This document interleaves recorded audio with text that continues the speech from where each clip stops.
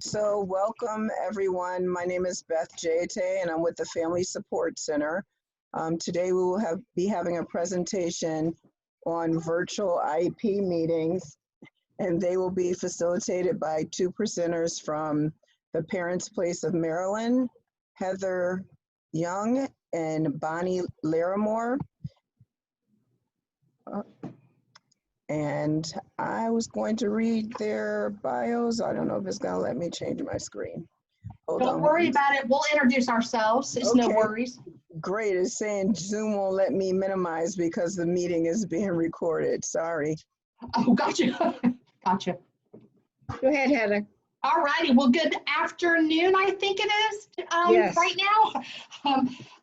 Welcome. We are thrilled to see everybody, and I see some familiar names and faces, and it's nice to see you. Hi there. We are going to be talking today about what in the world to expect and how to prepare for one of these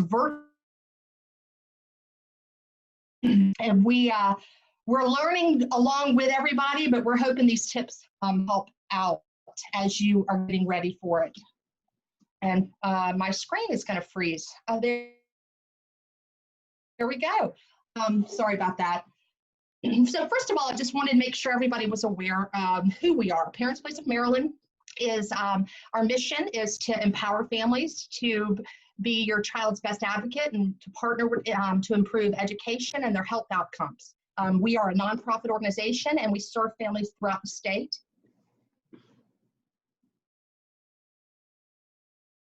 We, again, we're the special education, our parent training center for the state and also the health information center. And in a nutshell, what that means is we're here to answer questions and help you navigate the special education world as well as help you navigate the health side of things. And that can include questions about identifying resources or providers or questions about how to reach out to an insurance company, maybe file an appeal, those kinds of things. We were established in 1990, and the older I get, the less far away that seems, if that's the way to word that. But we're governed by all parents, and our team is made up of parents and close family members of children with disabilities and special health care needs. So when you reach out to us, one thing that you can be very confident with, their child may not have the same experiences that you've had, and I'm sure they don't because everybody's unique, but we certainly know what it's like to sit in an IEP meeting, or we know what it's like to wait on a diagnosis, or we know how frustrating it can be sometimes even to think that our child maybe isn't quite getting what he or she needs. Today, and we weren't sure if we were going to have our faces. I know, you get this lovely, I haven't had a haircut in 2 months, but we wanted to make sure that you knew who was here with us. And then she'll also talk with the next couple of slides. But I'm Heather Luke, and I've been with Parents Place for, I believe, almost 6 years now, and I'm Director of Training and Education. I've worked as a parent educator for many, many years. I have 3 children. I have a 23-year-old who is a college student over at James Madison. I have a 19-year-old, I had to think about that, son who is has an IEP, and he attends St. Elizabeth School in Baltimore. Carson's on thriving. He has diagnoses that include autism, ADHD, learning disabilities, et cetera, et cetera. But yet, the best part about Carson is he's just the most empathetic, loving, wonderful young man in the world. I'm a little biased, but still. And then we also, my husband and I have a daughter who on June 1st turned 17, and she's deaf. We adopted her from China when she was almost 5, and she was nonverbal and didn't have any way to communicate. So she was language delayed. And she communicates with American Sign Language and so my experiences are varied and different, but again, it's sometimes it's just a matter of having somebody that's been there, done that. And Bonnie, do you want to introduce yourself and then go to the next couple of slides? Sure, thanks. Hi, everybody. Thank you so much for having us today. I'm Bonnie Larimore. I live on the Eastern Shore in Queen Anne's County. I am one of the parent educators for the Parents Place of Maryland on the Eastern Shore. I'm a parent of 3. I actually grew up and have a long history with working with siblings who had special healthcare needs and special education needs. I had a brother who was intellectually disabled and was one of the first children in this area to attend public school and actually be able to get on the school bus and go to school like typical children would do. I had a son who had a connective tissue disorder called Marfan, along with autism, bipolar, diabetes. He passed away in 2014, but I'm still working with families to help them, and I learned a lot from my son. He was one that never wanted help with his IEP. He wanted to do it himself. But at the same time, he would direct families to Parents Place, to me, to help those families. So I think I've been with Parents Place for 13 years. Thank you.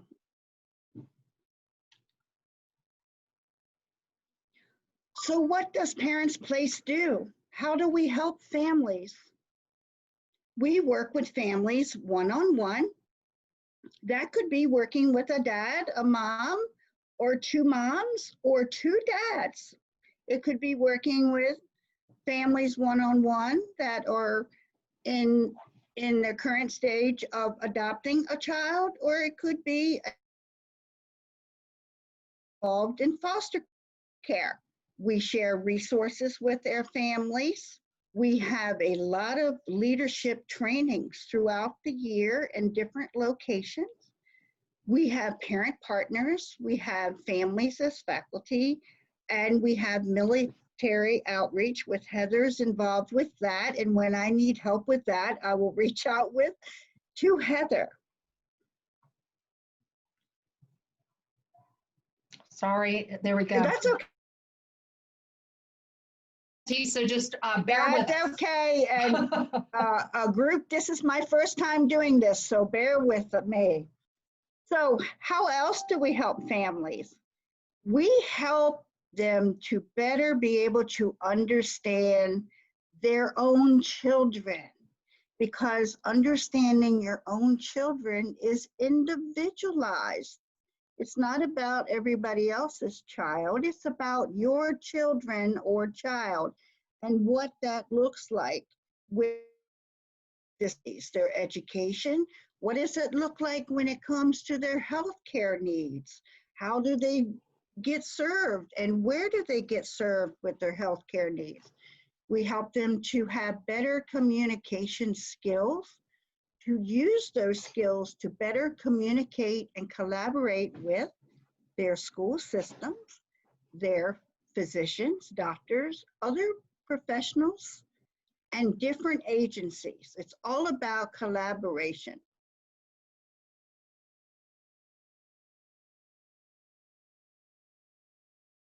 And what that looks like under special education law and regulation. Understand their rights and benefits in the healthcare system, because there's a whole different world with the healthcare system, because those rights may look a lot different than what you would have in the special education world. How do they obtain appropriate services for their children? Well, we're here to help you do that and collaborate with other agencies. Help them to resolve any type of disagreement that they might have with their school systems or other agencies. And most importantly, we're here to help give them the information and to connect the dots and to help them connecting with other community resources. Great, thanks, Bonnie. Uh-huh. So during very usual and at times quite stressful time that we're in during COVID-19, a couple of things that we want to make sure everybody understands that is what we believe priorities should be. And the first for any one of us, all of us, is our health and safety, and that includes our mental health. If we if nothing else, my own personal goal is that when schools open again, that my children and myself, that we're the rest of it will just come as it can. We also need to recognize, excuse me, there's not a playbook for COVID-19. I think everybody, I should say, is kind of taking this day by day. And at one point in time when schools initially closed, it felt like daily or even hourly things were changing. The blessing is, now that I reflect back on how it was and how it is now, we seem to be in a little bit more of a routine that kind of, the schools and the local school systems are going to try to do what they can for each student with an IEP or a 504. We've just got to give them some grace, as hard as that is when we're talking about our babies. And I don't care how old they are, they're our babies. But this is, these teachers have been asked to do what to me seems almost impossible task, which is to take lesson plans that they had initially created for an in-person training or in-person instruction, and seemingly overnight almost have to shift. In addition to that, the same kind of challenges that we may be having with technology, they are having, and the same challenges with pets and dogs and such, we're also having. Let's see, why is my, sorry guys, my, for some reason my screen doesn't want to.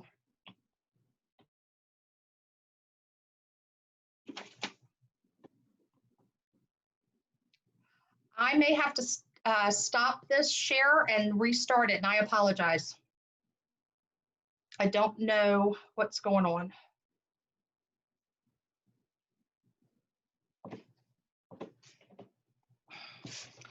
The other thing that I should have said early on, and I forgot to even mention it until just now, but just like everybody, Bonnie and I are working from home.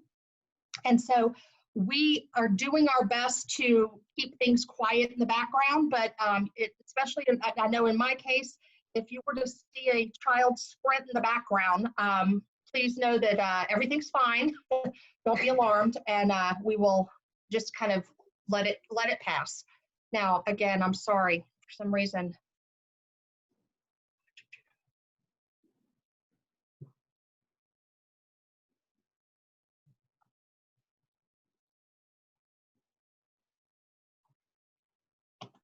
Okay, there we go. Can everybody see it again?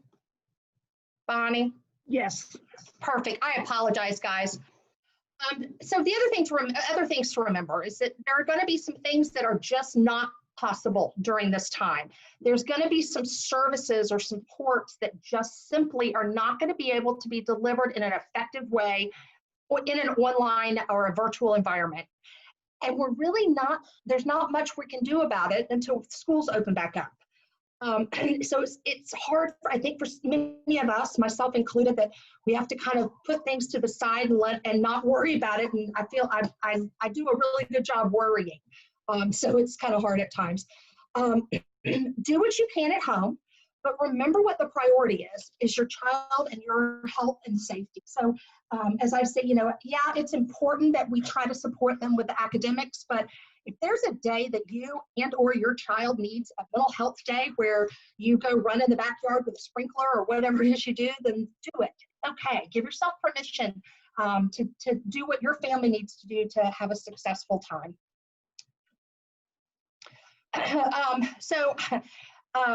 This is here because that looks very much like the dog I just heard barking in the background at my house. I don't know if y'all heard her or not, but we're going to have to, moving forward with, as we prepare for these meetings, is have a sense of humor, because there's going to be things that happen that cause little hiccups in it, including but not limited to my dog barking in the background. And so we're going to try to give you some tips here today that will help you at least prep as best as any of us are able, so that those things don't happen. But then also, we just want to remind you to give yourself permission to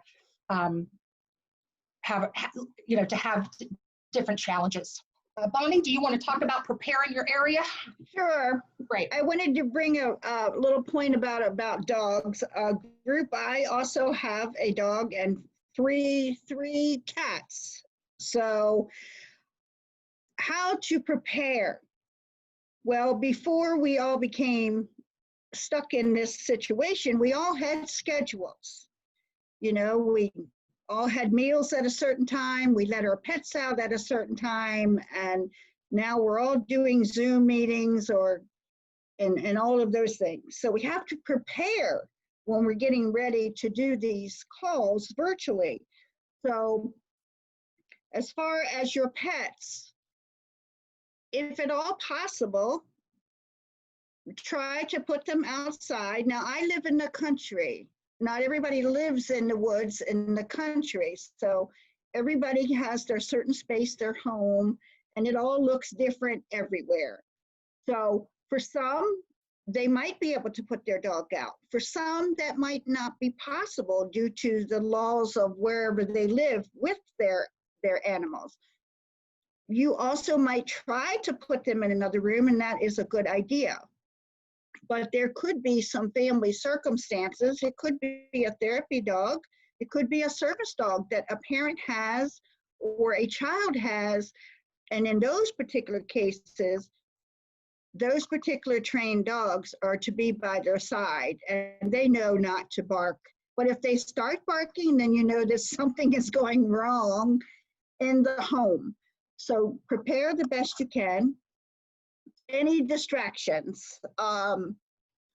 If you know the mailman comes to your door every day at the same time, then you might want to make sure you don't have a meeting scheduled at that time, because most dogs are going to bark when the mailman comes, either because they don't like it or they want the mailman to give them a cookie. So be mindful of that.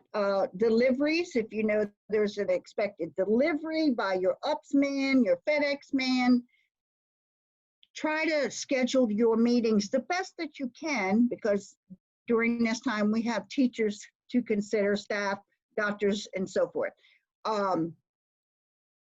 Your children, try to find ways to occupy them, you know, with some games, some coloring, to do the best you can. Everybody's home. We're all imperfect, you know, we're all going to have that dog or cat or a child come and ask mommy what they're doing or daddy what they're doing. So just try to prepare the best you can. Okay. And I'm going to jump in real quick, Bonnie. I've learned over the last month or so that just like when my kids were younger and they never wanted me until I got on the phone, the same seems to be true, even though they are now 7 foot on the door saying, you know, I'm recording or don't come in or, you know, whatever it might be. And invariably, that's when there's some sort of crisis. Bonnie and I have a coworker, and her running joke is that she saves Cheetos for when she's on meetings just to toss to her 5-year-old, because that's his favorite snack. Just, you know, think about those kind of things. Oh my goodness. That can't be right. Guys, I'm just not, there we go, sorry. I and then there we go. I thought I had more. I thought you did, but that's where we're at it, guys. This was a cartoon we found that I just really hit home for me, especially on the day we were putting this together. No matter how much you prepare, there's going to be challenges. This is my life right now. About the time I get everything hooked up and ready to go, they want to eat again. It's, you know, running joke around here is they want to eat every day. And again, just do the best you can, and the rest of it, just, you know, let it happen and go with it. And then Bonnie, you want to talk about some of the Yes. equipment things that I remembered something. Sure. When the families began to get set up on their device, you want to also try to have some sort of backdrop, because there's lots of people looking in your home right now. So you want to have your space comfortable, and you want your environment to feel comfortable. because there's many eyes on all of us right now during this circumstance. So your device, you're either going to use your phone, or you're going to have a laptop, which I'm using right now, or an iPad. You want to make sure that everything is set up appropriately. Know how to use your mouse or your touch screen. And if you need to be able to move around during the meeting, because not everybody can sit still, because some of us, even adults, have ADHD. And when I'm usually working with a teaching or workshop, I have to be moving around. So sitting may not be something that every mom or dad is used to doing. So try to be able to have a space in your home set up. If you need to move around during the meeting, consider using your portable device, which would be probably your phone or your iPad.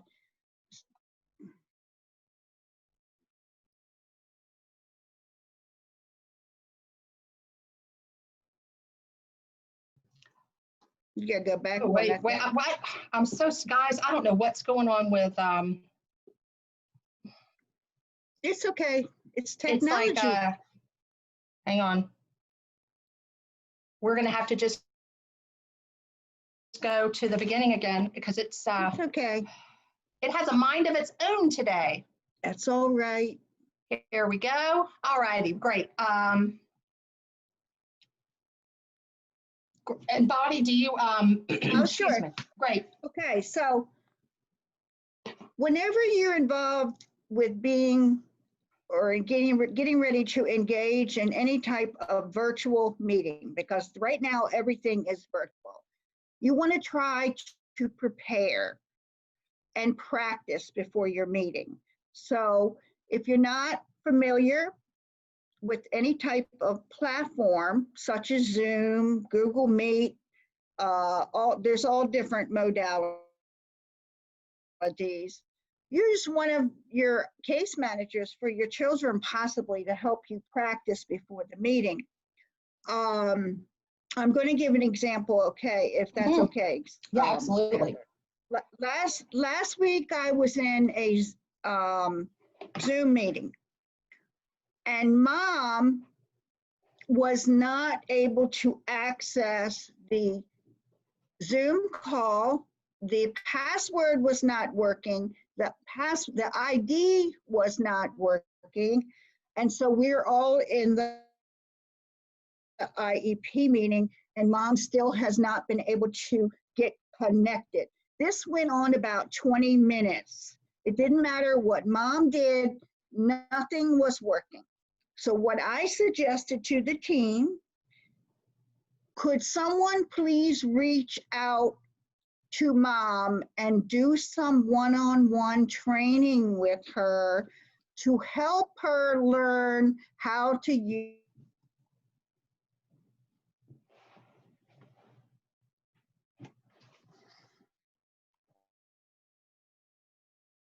I think, Bonnie, you've frozen up. So what a great example of what to do. Mom, do that. There we go. So keep that in mind. They can help you with that component.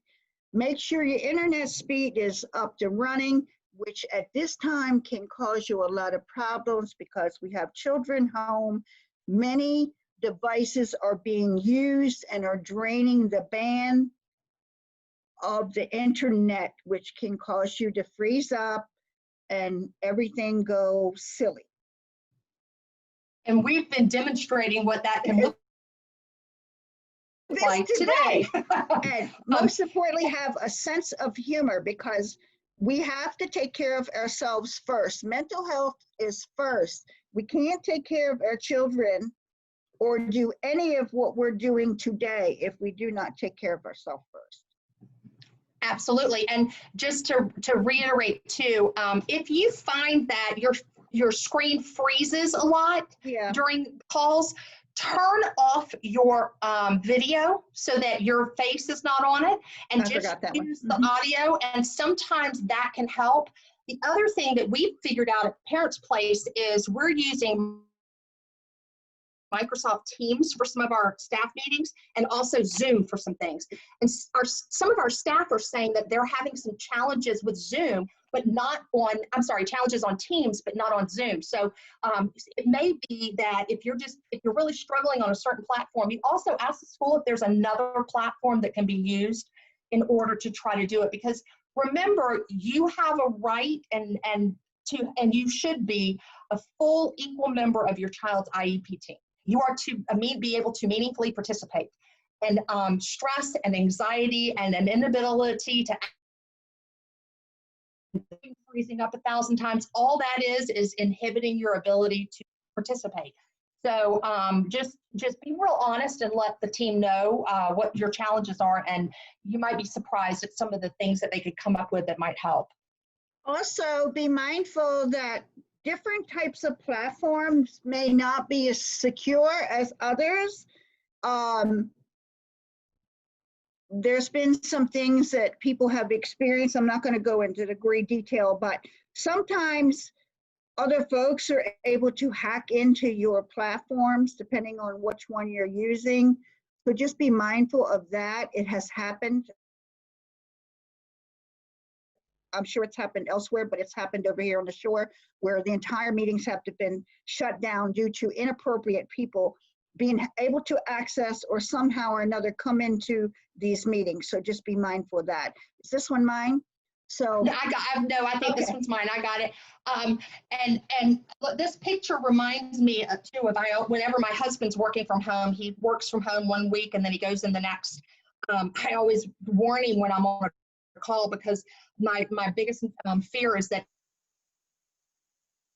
he go traipsing by because I'm sitting right near our bedroom, in his boxers. But in all honesty, those are the kind of things just to prepare. But when some of the other things that you can do during the meeting is, first of all, mute yourself when you're not speaking, and even if you don't hear any noise in the background where you are, what can happen is feedback and such, and it can be very disruptive. And at the beginning of the meeting, before you get into the real, nuts and bolts of it, ask the team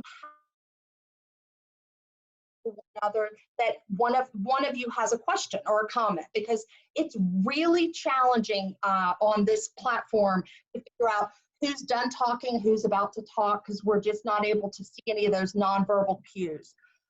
So that's some of the platforms, they've got a way to raise hands. You've got a chat box, and again, it's whatever works for the team. Look at the camera as best you can. It will help, not necessarily maybe you feel as engaged, but other people feel like you are engaged. Dress appropriately. One of the beauties of working from home is that there's not this requirement to get up and get all fancy every day, but yet by the same token, I don't know that y'all want to see me if I haven't showered. So, just do get up and get dressed appropriately, and you'll also feel more ready by doing that. And just like in a live meeting, but even more so, if you simply need a break, being on this platform is exhausting.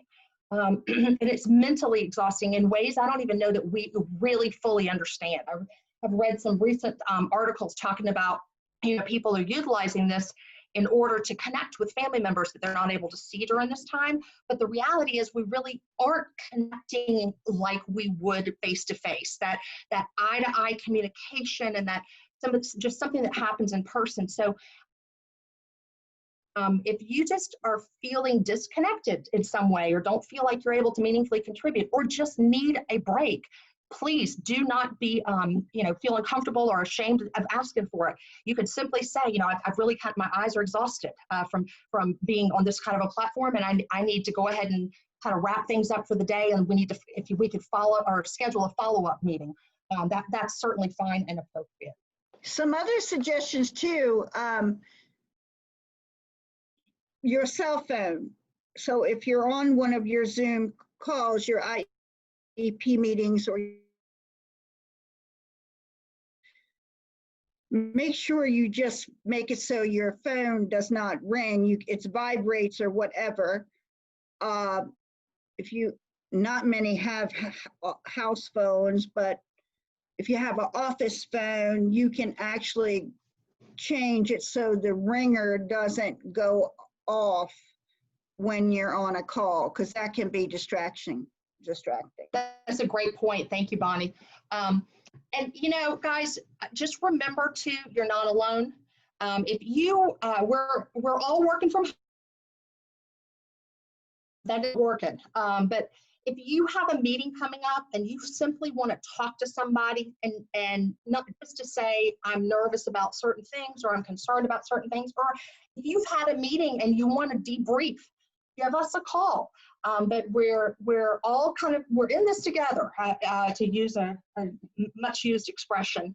And we don't have any precedent to look back on in all practical reasons. So it's okay to feel somewhat anxious, and it's okay to not feel like you know what to expect. But we've also found, and in talking to families, that those that have been willing to be a little bit vulnerable with their teams and have found a lot of success. And what I mean by that is, if you simply are unable to do something, be it access a virtual environment, or if the work that they're sending, you're not able to support your child in a way that he or she needs it, and you're just feeling like all it is just driving anxiety throughout the house, don't be afraid to share that and let them know. They don't know what you need until you ask for it. And so we really are encouraging families to be very honest with the team and in that way. Now, Bonnie, you want to talk about this form? So, great. On our website, we have a wonderful way for families to reach out to us that need to have assistance. It shows up under how to contact us, and it's a very brief form. A few questions: your name, your county, your phone number, a short description, and what you need assistance for. And this particular form is always being looked at each day, and then we will assign that to a particular person, and then reach out to you. And if you don't have email, make sure your phone number, I'm sure you can't go bypass with that, but make sure that we're able to, and I know that some call the central office and leave a voicemail, which sometimes it's hard to understand folks on voicemail. Make sure that if you do use that modality, calling and leaving a voicemail, that you're very clear in your name and your phone number and your email address. Absolutely. Thank you, Bonnie. And I want to add too, if you are working, 8 to 4, 9 to 5, and already are having so much of your workday interrupted with, I shouldn't say interrupted, it's a bad thing, but it is being interrupted in supporting your child. But yet you really feel like you need to reach out to us. In that little message box, if you would just put there that you have, due to your situation, you would like to be able to speak with a parent educator, maybe in the early evening or on a Saturday. What we can do is we do have some staff that are able to adjust their schedules and meet that need. So let us know. That way we will assign you to somebody who is able to do that, and it won't be you getting shifted to multiple people.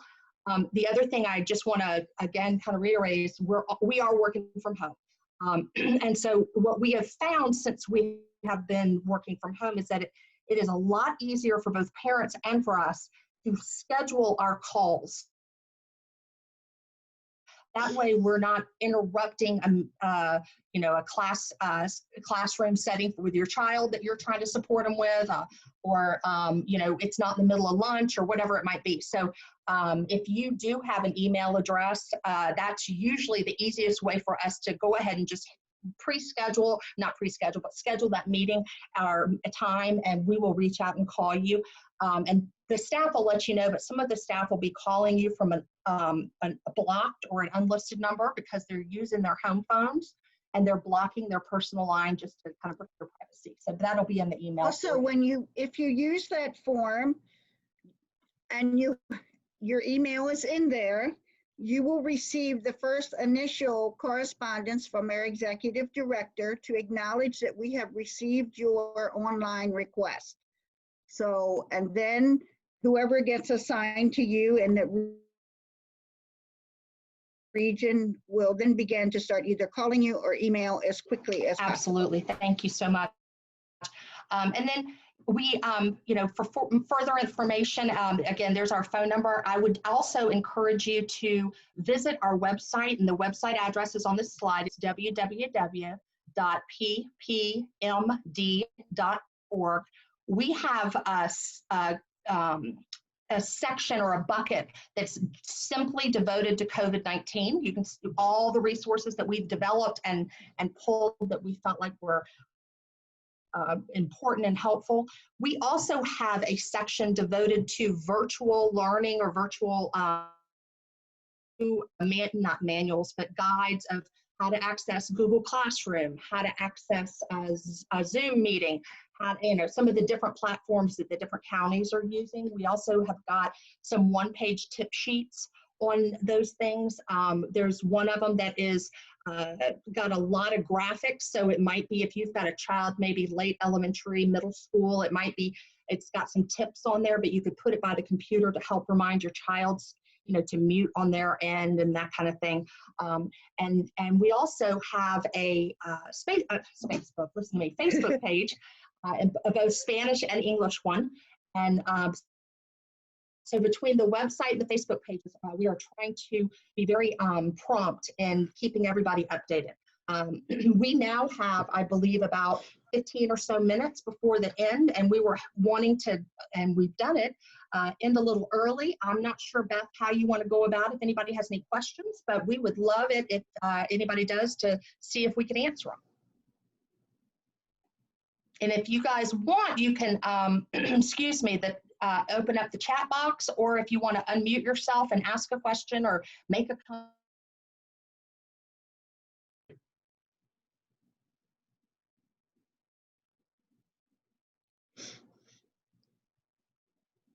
I don't see anything in the chat box. No, come on, Tammy. I know you got a question. I'm teasing it. So. Yes, I already directed my question to you this morning. I gotcha. I gotcha. Thank you so much, Haiti. And got it. No questions. And really, guys, please do not hesitate to reach out to us. And look, if you find something too, a technique, a strategy that works great, as you're trying to navigate this, call us to tell us. I mean, we got to share all this with each other, because nobody really, we none know what we're doing for the most part. So it's just kind of learning as we go. Has anybody had an IEP meeting or like a meeting with a physician or anything? Yes. How'd it go? It actually went pretty well, and we were using Google Meet. That's how we had the meeting, and everybody kind of just I could see everybody turning themselves off, like you were saying. They muted until the next person came on. So it actually went well. The only thing I would have thought would have been nicer is if I could have seen everybody, but you couldn't really see everybody all at once on the Google Meet. So I couldn't see their faces and their lips moving, and that's hard for me. So that was the only thing. I could only see them one at a time, and then they kind of started chatting between each other, so then I wasn't catching everything during my meeting. And then we've had multiple therapy appointments, and they're wonderful online. Oh, that good, works. good. The only thing Tammy, yeah, I'm so glad you said that, lady. Let me real quick jump in. So I don't know how long ago you had the meeting, but what we've been hearing is like places like the Microsoft Teams, I know as an example, used to be you could only see like 3 or 4 people, right? And even though there might have been 15 in the call, they've changed it now so that you can see everyone. But what you just shared is something, I'm gonna be honest with you, I had not had thought of, and I think this is so important. But if for any reason, if you have my girlfriend's hard of hearing, and she uses both her hearing and lip reading, important to be able to see all the faces in the meeting. And so if you've got a disability even in some way, or just a preference, quite frankly, communicate that with your team. Thanks for sharing that. I had not thought about that, Tammy, but that would be really important. And I see somebody's got a June 9th meeting. I've got one coming up too in June sometime, because we goofed, my husband and I, and my husband thinks he's helping sometimes, but he don't put the things on the calendar, and we miss the meeting. That's all right. Good luck with your meeting, by the way. Are you guys, anybody there finding that I would assume they're limiting the meeting to maybe an hour or less? Has anybody heard anything? No, I would just say that, yes, an hour. Okay, yeah. I cannot imagine having the perseverance and the strength, I mean, the emotional, physical, mental, to do a meeting longer than about an hour. And I can't remember, there's been research on how long people can pay attention in this kind of a format, but hour doesn't mean you have to get through everything in that hour. You just move along as whatever pace you need, and at the hour mark you go, okay, I'm sorry we didn't get everything done, but I think we did great, and let's all pull out our calendars and schedule a follow-up. Reconvene. Reconvene. Yeah, to reconvene the team. There is nothing wrong with that. Nothing wrong with that at all. But I would love to hear from any of you guys that have meetings and how it goes. I wish we had inside scoop to share about anything, like when schools are technically opening, but we don't know anything either. So we're just taking it day to day. Anybody have anything else? I'll give you just a minute. I got to tell you how I am so thrilled to see so many of you in the middle of the day with everything that you're juggling. And we are, oh, what a great, all right, hang on. I'm going to read what Haiti said. I would suggest you have a big picture of your child to show to the team in the beginning of the meeting, just in case some people don't remember who the child is. Oh my gosh, what a great idea. That is a great idea. Oh, you people are brilliant. I love it. I love it. I'll even add to that. Yeah, nice. In case they don't remember who the child is, but to remind everybody why we're having this meeting. Exactly. Keep the focus where it needs to be, and the focus is on your child. And for those that are in transition, if all possible, those youth need to be visible in these meetings. Yes, a transition age youth is any youth who's 14 and in high school and above. Mm-hmm. And I've been telling people too, what a great job skill opportunity, for your child. Even though he's much more adaptive to all this than I am anyway, but just getting into the root, or having some familiarity with doing a meeting like this is a skill in and of itself. So but yeah, it's very important that your child, even before age 14, if appropriate, but that they be involved. And then also just remember too, some of the things that you're going to be talking about or requesting or concerned about is, I'll read you in just a second, but it is the team may not know quite how to answer some of your questions because we don't know what it's going to look like when school opens. So some of it's things. And I see it's all new for you. I see your son is 4. Oh, I remember those days. And you've been I'm sorry to hear you've been having a hard year on top of this. Wow. But you have talked to Bonnie, it looks like. That's all. You've had one of the good ones. Not that there's not a good one. But she's been with us for 13 years. So she's who we all call if we are stuck. But listen, take a deep breath. And if you have a 4-year-old and you can make it through this, girl, nothing is going to feel like you can't do it moving forward. This is some of the most, I cannot imagine doing it with little one. it would be extremely stressful. I wish that there was a way that we could all go out and get massages once school opens, but I'm afraid we probably can't get an appointment even if we tried. But just give yourself, take a deep breath. But you are a superstar already, but you're going to be a superstar getting through this with such a young one. Yep. Be informed, be empowered. Yeah, I wish I had been involved in these kinds of opportunities when my son was young. Unfortunately, mine was a little bit older. So at any rate, but thank you so much. And you guys have had some great suggestions. And our email is there. So if you have additional thoughts or suggestions that you want to share with us, please do. Because like I said, there's no manual for this. So we would certainly appreciate any feedback you want to give us. And best of luck to all of you. Real quick, let me read here what Haiti said, and I hope I'm saying your name correctly. It's a great time to build a team, though. The teachers are having difficulties, too. Just make sure you'll tell them how important each of them is for your child and that you trust they're going to do the best they can for them. Amen. I agree with that wholeheartedly. This is not the time sometimes, this is a time, I agree, we need to give each other grace and